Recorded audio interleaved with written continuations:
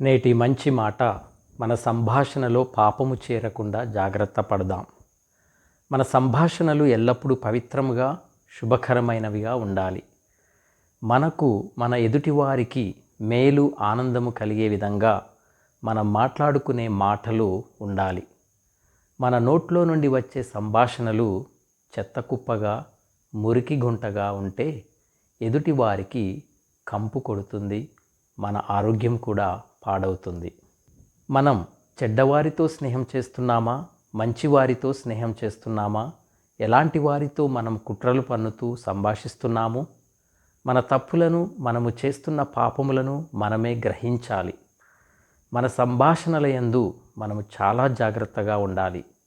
ఎక్కడైతే ఇద్దరము ముగ్గురము కలిసి మాట్లాడుకుంటామో మన మాటల మధ్య చెడు సంభాషణలతో కూడిన చెడు మాటలు రానియకుండా మన నోటిని, హృదయాన్ని అదుపులో ఉంచుకోవాలి. లేకపోతే మనము పాపముల మూటలను కట్టుకుంటాము, తప్పుల మీద తప్పులు చేస్తూ ఉంటాము. ఎంతోమంది మనస్సులను కష్టపెడతాము. వారి కష్టముతో కూడిన హృదయము కన్నీరు పెడితే ఆ కన్నీరు ఉప్పెనవలే మనపై విరుచుకుపడి మన జీవితాన్ని చిందరవందర చేస్తుంది. జాగ్రత్త.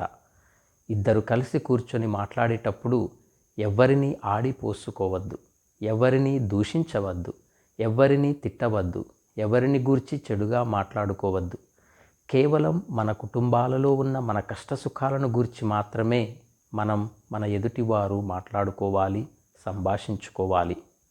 చెడు సంభాషణలు సంభాషించటమే కాదు, చెడు సంభాషణ వినడము కూడా పాపమే. చెడు సంభాషణ మనకు చెడునే కలిగిస్తుంది. ఆ విధంగా ప్రవర్తించకుండా ఉండటానికి మనము జాగ్రత్త పడదాం. నోటి మాటకు అదుపు లేకపోతే, హద్దు లేకపోతే చాలా ప్రమాదం. ఆ నోటి నుండి వెలువడే సంభాషణలు మనకు పాపమును, తప్పులను చేసేటటువంటి స్థితిని కల్పిస్తుంది.